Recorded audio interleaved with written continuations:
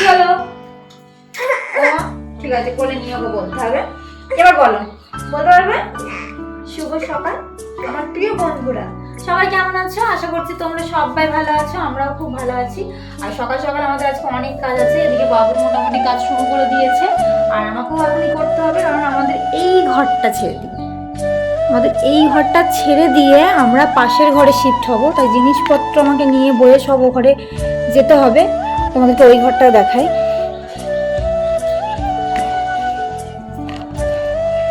আসলে রান্নাঘরের খুব অসুবিধা হচ্ছিল, এখানটা রান্না করতে পারবো, বাচ্চাগুলো মানে আমার বাবুরা এইখানটায় খেলা করতে পারবে বলে এই ঘরটা আমাদেরকে দিয়েছে। আমার বড় বাবিও অর্ধেক জিনিসপত্র বয়েছে, আমিও বয়েছি সকাল থেকে। এই হলো ঘর, এখানেও একটা বেড আছে।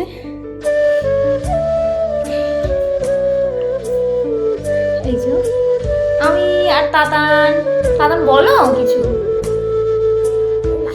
বলবে না তাই তো?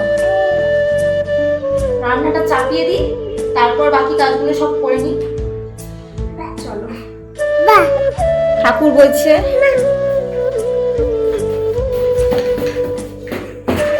আর তাতান সকালবেলা থেকেই নাচানাচি শুরু করে দিয়েছে, ওর খুব মজা লাগছে।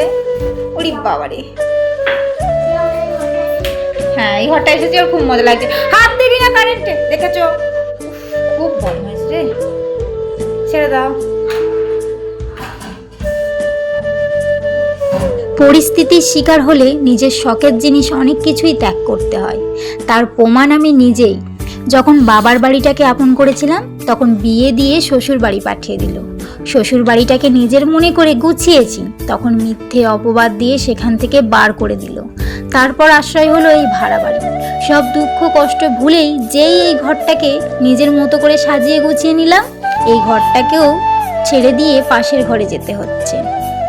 একটা সত্যি কথা কি জানো তো, সময় আর আপনজন যখন একসাথে আঘাত দেয়, মানুষ তখন বাইরে থেকে নয়, ভেতর থেকেই পাথর হয়ে যায়। যেখানে তোমার সবচেয়ে বেশি অবদান থাকবে, সেখানেই একদিন তোমার কোনো চিহ্নই থাকবে না। জীবনের গল্পগুলো তো একই থাকে, বদলায় শুধু চরিত্রগুলো।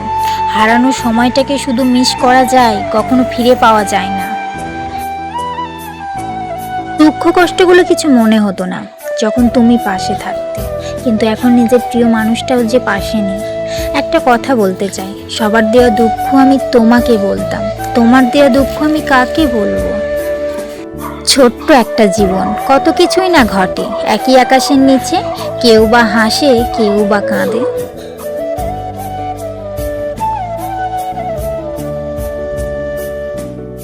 এই জীবনের যুদ্ধে অনেক কিছু শিখলাম, ধৈর্য ধরা শিখলাম, মানিয়ে নেওয়া শিখলাম নিজেকে সান্ত্বনা দেওয়া। পারি না শুধু মিথ্যে অভিনয় করে মানুষের মন জোগাতে। আসলে কি জানো তো, বেশি বিশ্বাস, বেশি আশা ভরসা আর বেশি ভালোবাসা মানুষকে কষ্ট আর দুঃখ ছাড়া আর কিছুই দিতে পারে না। এত সব কিছু নিয়ে ভাবতে ভাবতে মানসিক রোগী হয়ে যাচ্ছি।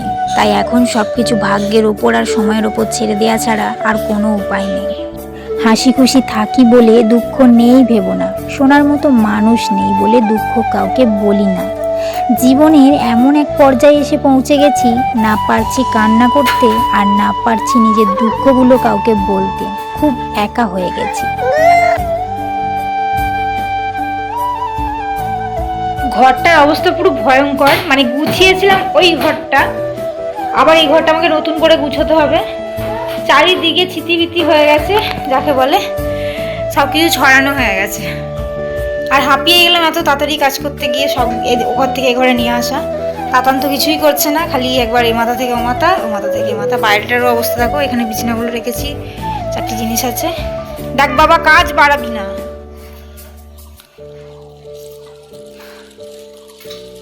আর একজনও সকাল থেকে অনেক কাজ করছে, অনেক কাজ। এখানে আমার রান্না হচ্ছে, ভাত বসিয়ে দিয়েছি সকালবেলায়, কারণ স্কুল যাবে আর একটু পরেই, বেশি দেরি নেই স্কুল যেতে। আসছি না, মানে কালকে রাত্রে প্রচন্ড বৃষ্টি হয়েছে, ওয়েদারটা খুব একটা ভালোও না, মানে মেঘলা ওয়েদার, ঠান্ডা।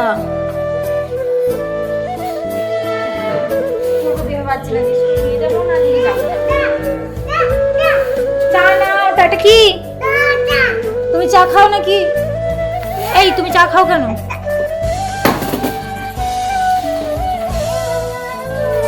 এক হাঁড়ি চা করে দেবো, তুমি খাবে?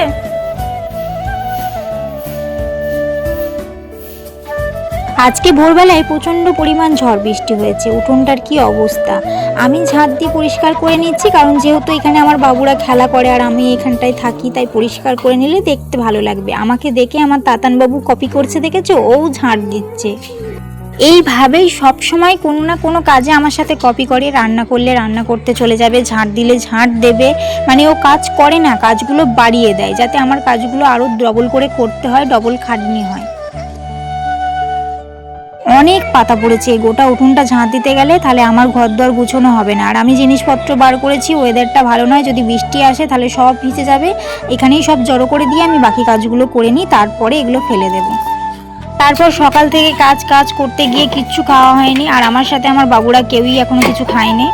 দাদাকে ডেকে নিয়ে এসো তো, দাদা চা খাবে। হাঁকার দাও দাদাকে, হাঁকার দাও।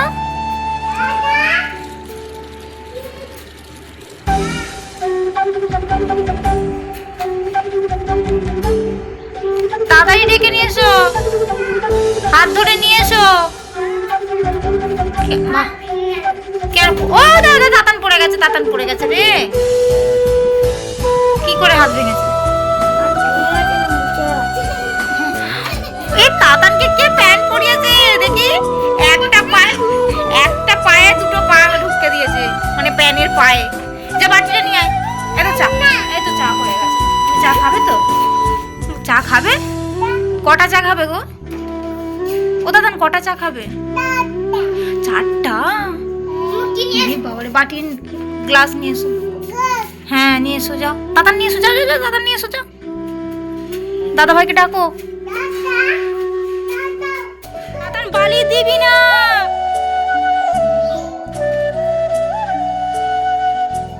তুই আমার কাছে আয়, আমি দেখছি তারপর ওকে কি করা যায়।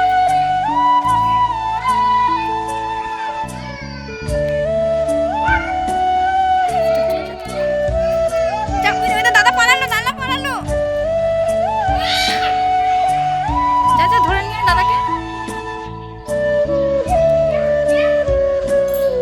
ছোট ছোট ছোট ছোট।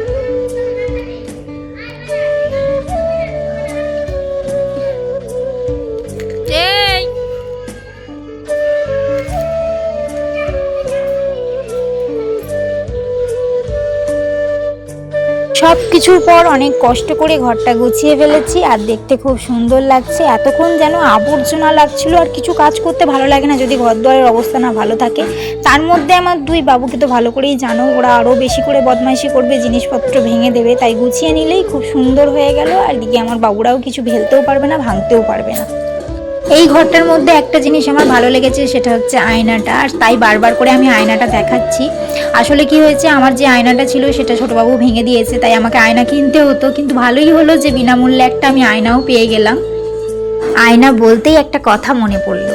আচ্ছা, যদি আয়নায় মানুষের মুখ দেখা না গিয়ে তার চরিত্রকে দেখা যেত, তাহলে সব মানুষের তার মুখ সুন্দর না করে তার চরিত্রকে সুন্দর করার প্রতিযোগিতা করত। শ্বশুরবাড়ির সবাই তো কত কিছুই না বলল, কে কি বলল সেটা না ভেবে নতুন করে বাঁচার আশা নিয়ে নতুন করে সব শুরু করেছি। নিজের স্বপ্ন পূরণের জন্য যা করা দরকার তাই করব, সফলতা দিয়ে তাদের কথার জবাবও দেব। এই প্রতিজ্ঞা নিয়ে সেই ঘরটা ছেড়ে আমি আজ বেরিয়ে এসেছি। আজকাল মানুষের সাথে মিশতে ভয় হয়, কারণ ওরা স্বার্থের জন্য আপন হয়, আবার স্বার্থ শেষ হলে খুব সহজেই রূপ বদলায়। আমার বয়সের তুলনায় জীবনে ঘটে যাওয়া ঘটনাগুলো অনেক বড়। যে বয়সে হাসি খুশি চিন্তামুক্ত জীবন থাকার কথা ছিল, সেই বয়সে ডিপ্রেশনের সাগরে আমি ভাসছি। নিজের কষ্টের কথাগুলো কাউকে বুঝিয়ে বলার চেয়ে নীরবে যন্ত্রণা পাওয়া অনেক ভালো। কারণ হাসতে হাসতে যেই মানুষগুলো অন্য মানুষকে অপমান করে, ছোট করে, তাদের থেকে নিজেকে দূরে রাখাই ভালো।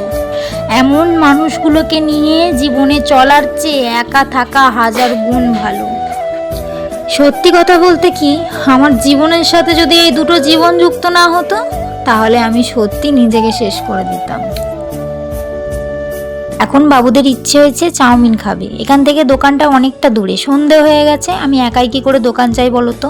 তাই বললাম সামনের দোকান থেকে একটা চাউমিনের প্যাকেট এনে দে, আমি তোদেরকে বাড়িতেই করে দিচ্ছি।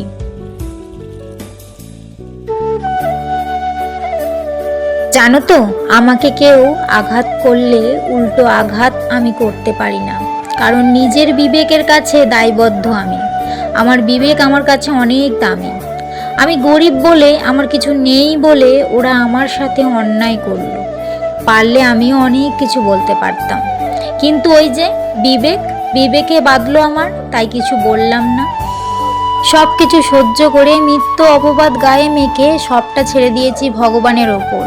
জানি না ভগবানের বিচার করতে পারবে কিনা, সত্যি আমাকে ন্যায় দেবে কিনা, সবটাই ভগবানই জানে।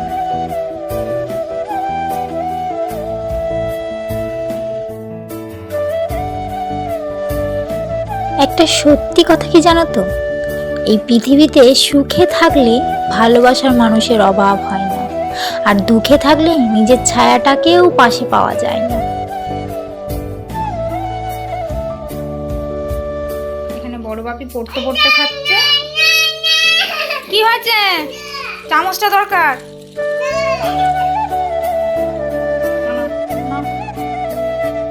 মানে করতেও তস হয় না, তো তারা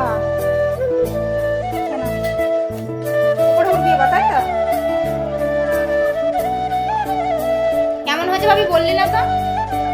ভালো, খুব ভালো, বুঝতেই পারছি। এটা যে আমার কেমন হয়েছে কেমন হয়েছে বলছে, কেমন হয়েছে এইটা, কেমন হয়েছে? এ বাবা, কেমন হয়েছে জিজ্ঞেস বললে যে কেমন হয়েছে বলো, বলো ভালো, ভালো নয়। এই রে বাবা, কেন কেন কেন বসে বসে খাও না এক জায়গায়, ওখানে বসো, চলো ওঠো, ওখানে বসবে, চলো। চামচটা কি নেওয়ার দরকার কিছু আছে? তো হাতে করে খাওয়া হচ্ছে। ওইগুলো দাদার কেন এরকম করছিস তুই? ছোটটা আমার বড়টাকে কিছুতেই পড়তে দেবে না। বড়টা এখন নিচে বসে বসে লিখছে, ওর হোমওয়ার্ক দিয়েছিল সেগুলো সব শেষ করছে। আমাকে বললো মা রুটিনটা গুছিয়ে দাও, রুটিনটাও আমায় গুছোতে দিচ্ছে না। এইভাবেই দুই ছেলেকে নিয়ে একাই ভাড়া বাড়িতে চলছে আমার সংসার। আজকের ভিডিওটা এই পর্যন্ত, দেখা হবে একটা নতুন ব্লগে। টাটা বন্ধুরা।